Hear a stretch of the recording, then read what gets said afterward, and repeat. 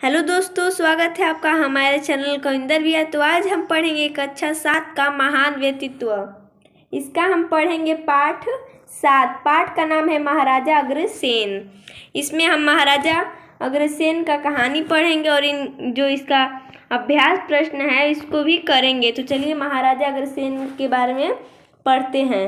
बाहर से कोई व्यक्ति अग्रोहा में बसने आए तो प्रत्येक नागरिक का कर्तव्य होगा कि वह स्वेच्छा से उस नवागंतुक को एक मुद्रा और एक ईंट दे, ताकि नया आने वाला व्यक्ति अग्रोहा राज्य में सुख शांति से रह सके। ये किसने कहा था? महाराजा अग्रसेन ने कहा था। चलिए आगे पढ़ते हैं। हरियाणा राज्य में एक नगर है अग्रोहा। पहले यह अग्रोहा राज्य था। इस गणतांत्रिक राज्य के संस्थापक, प्रजापालक और समाज सेवी राजा महाराज अग्रसेन थे।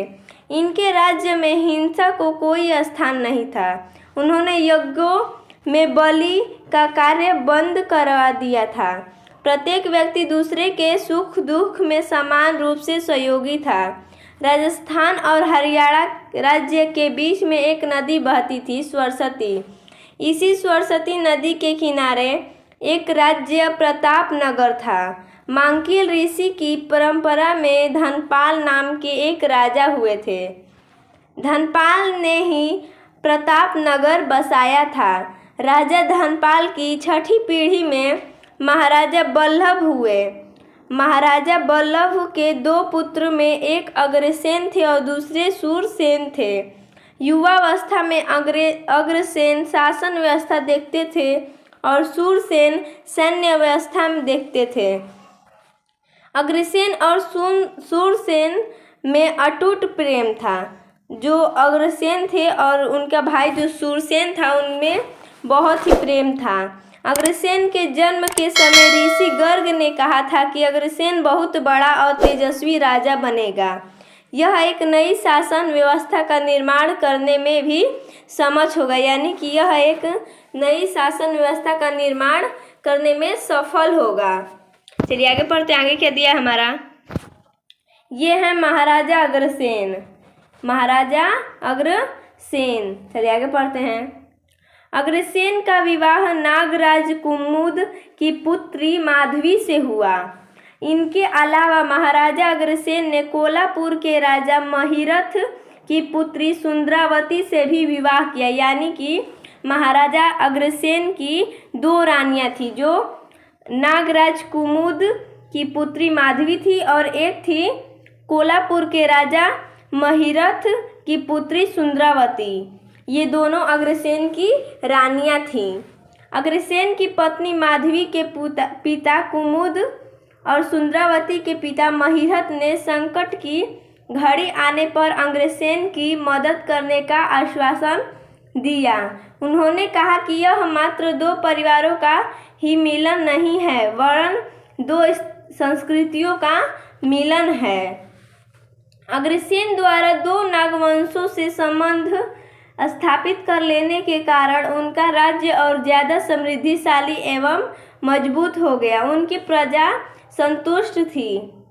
मंदाकिनी नदी के किनारे बसे यक्ष राजा की पुत्री सुपात्रा का विवाह अग्रसेन के भाई सूरसेन से हो गया। जो अग्रसेन के भाई सूरसेन थे उनका विवाह यक्ष राजा की पुत्री सुपात्रा से हुआ। अग्रसेन के निमंत्रण पर इंद्र स्वयं प्रतापनगर आए। इस अवसर पर प्रतापनगर को खूब सजाया गया। इंद्र की अगवानी भी बड़े सम्मान पूर्वक की गई। अग्रसेन के पिता महाराजा बल्लभ का आसन छत्र व चवर इंद्र के बराबर लगाया गया। अग्रवंशजों की शादी में छत्र व चवर का प्रयोग उसी परंपरा के अनुसार आज भी किया जाता है। जब अग्रसेन दक्षिणी राज्यों के भ्रमण पर पत्नियों सहित चले गए तब वहां की व्यवस्था सूरसेन ने संभाली। महाराजा बल्लभ की मृत्यु के बाद पिंडदान के लिए अग्रसेन अनेक तीर्थों के बाद गया पहुँचे। वहां से वह लोहागढ़ सीमा से निकल पंचनद यानी कि वर्तमान समय में वह पंजाब है। पंचनद यानी कि वर्तमान समय में वह पंजाब है। राज्य पहुँचे जो सरस्वती व यमुना नदी के किनारे था। वहाँ एक स्थान पर सिंहनी अपने शावक के साथ खेल रही थी। अग्रसेन हाथी पर बैठे थे। वह शावक तेजी से उछला और हाथी के मस्तक पर जा बैठा। तभी उन्हें अपने पिता की बात याद आई कि किसी वीर धरा पर एक नया राज्य बसाना है। अग्रसेन ने उस स्थान के विषय में विद्वानों से सलाह ली।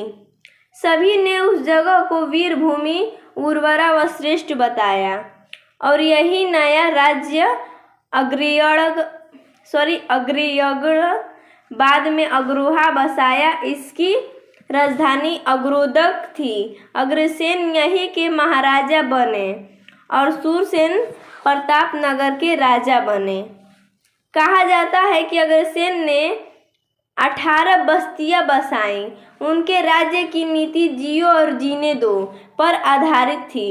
महाराजा अग्रसेन ने राज्य में हिंसा व दुर्नीति के लिए कोई स्थान नहीं था। संतान होने की प्रसन्नता में महर्षि गर्ग के कहने पर अग्रसेन ने अश्वमेध यज्ञ किया। अश्वमेध में पशु बलि देने की परंपरा होने पर भी अग्रसेन ने पशु बलि नहीं होने दी। पशु बलि के स्थान पर श्रीफल नारियल को ही उन्होंने यज्ञ की पूर्णाहुति का साधन बनाया। अपने राज्य में कहीं भी होने वाली पशु बलि उन्होंने रुकवा दी। उनके राज्य में हर व्यक्ति एक दूसरे की मदद करने वाला था। बाहर से आने वाले व्यक्ति को एक मुद्रा और एक ईंट प्रत्येक नागरिक को देने का आदेश था ताकि नवागंतुक का जीवन यापन सुखपूर्वक व्यतीत हो सके। बाद में अग्रसेन ने गणतांत्रिक व्यवस्था के अंतर्गत अन्य जनपदों में जनप्रतिनिधियों की नई व्यवस्था को जन्म दिया। इसमें दिया है अश्वमेध यज्ञ। तत्कालीन राजा अपनी सत्ता का प्रभाव सबको मानने के लिए एक यज्ञ करते थे। यज्ञ के बाद एक घोड़ा छोड़ा जाता था। वह विभिन्न स्थानों से होता हुआ फिर वहीं वापस आता था। यदि कोई व्यक्ति उस घोड़े को पकड़ लेता था तो उससे युद्ध करना पड़ता था। अश्वमेध यज्ञ के बाद लंबी अवधि तक महाराजा अग्रसेन ने राज्य किया। तत्पश्चात अपने पुत्र विभु को शासन व्यवस्था सौंपकर दोनों महारानियों सहित वनवास ग्रहण कर लिया। यानी कि जब अश्वमेध बहुत लंबी अवधि तक यानी कि बहुत लंबे समय तक महाराजा अग्रसेन राज्य किए, उसके बाद अपने उनका पुत्र था जो उनका नाम था विभु, उनको शासन व्यवस्था सौंपकर अपनी दोनों रानियों के साथ वनवास चले गए महाराजा अग्रसेन की स्मृति में। इसमें दिया भारत सरकार ने उनके अहिंसक लोकतंत्रात्मक एवं भाईचारे की शासन व्यवस्था के कारण उनकी स्मृति में 24 सितंबर 1976 को 25 नए पैसे का डाक टिकट जारी किया। चलिए आगे देखते हैं। आगे दिया है इसमें दिल्ली से अग्रोहा होकर पाकिस्तान सीमा तक जाने वाले राष्ट्रीय राजमार्ग 10 का नाम भी महाराजा अग्रसेन राष्ट्रीय राजमार्ग घोषित किया गया। 25 जनवरी 1995 को दक्षिण कोरिया से खरीदे गए 1,10,000 टन की क्षमता वाले तेल वाहक जलपोत का नाम महाराजा अग्रसेन के नाम पर रखा गया। दिल्ली सरकार ने भी एक महाविद्यालय का नाम महाराजा अग्रसेन के नाम पर किया।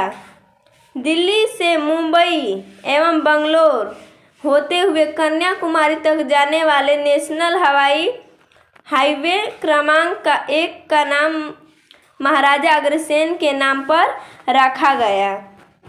अब इसमें जो हमारा महाराजा अग्रसेन के बारे में था तो हमने कहानी पढ़ लिया। अब इसका हम प्रश्न उत्तर देखेंगे। तो चलिए प्रश्न उत्तर की ओर चलते हैं। तो प्रश्न उत्तर में कह रहा है पहला प्रश्न है, अग्रोहा में बसने आए नवागंतुक को सभी के द्वारा एक मुद्रा और एक ईंट क्यों जाती थी? इसका उत्तर हो जाएगा, अग्रोहा राज्य में बसने आए नवागंतुक को सभी नागरिकों द्वारा एक मुद्रा और एक ईंट इसलिए दी जाती थी ताकि राज्य में नया आने वाला व्यक्ति राज्य में सुख शांति से रह सके। इसका उत्तर यही हो जाएगा। चलिए अगला प्रश्न देखते हैं 2 नंबर। महाराजा अग्रसेन ने यज्ञों में होने वाली किस प्रथा को रुकवा दिया था?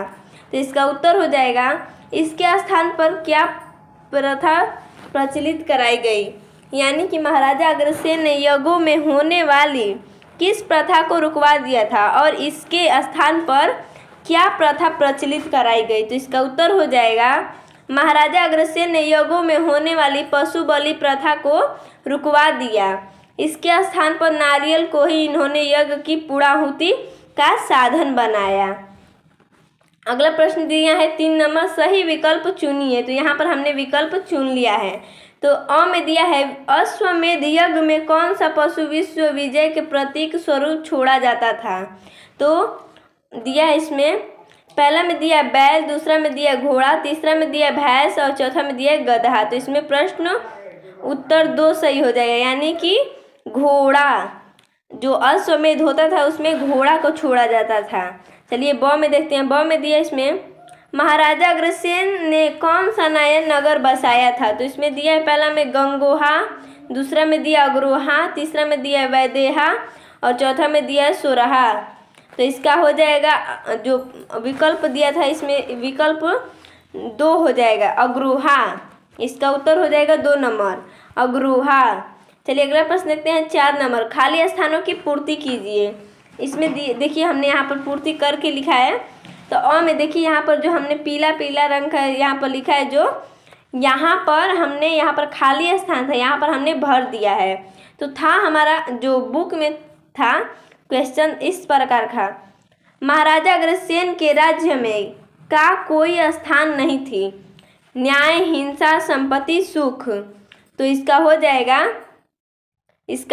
हिंसा, इसका हो जाएगा हिंसा। चलिए ब नंबर देखते हैं। इसमें था, अग्रोहा स्थान वर्तमान में राज्य में, यानी कि इसका हो जाएगा दिल्ली, राजस्थान, महाराष्ट्र, हरियाणा। तो इसका हो जाएगा हरियाणा, यानी कि अग्रोहा स्थान वर्तमान में हरियाणा राज्य में है, यानी कि जो अग्रोहा है वो वर्तमान में हरियाणा राज्य में है, हरियाणा राज्य में है। तो चलिए अगला देखते हैं। इसमें अग्रवंशजों के विवाह में के प्रयोग की आज भी परंपरा है, छत्र व दंड, छत्र व चवर, चवर व दंड, छत्र व मुकुट। तो इसका सही हो जाएगा उत्तर छत्र व चवर। तो इसमें जो हमारा था, चलिए आगे देखते हैं। आगे दिया हमारा, इसमें जो हमारा सभी प्रश्न उत्तर था वो भी हमने कर लिया। देखिए इसमें जो प्रश्न उत्तर था हमने यहाँ पर लिखा है और इसमें जो विकल्प था वो भी हमने चुन कर लिख लिया है। तो इसका हमने कहानी भी पढ़ लिया और प्रश्न उत्तर भी कर लिया। तो धन्यवाद।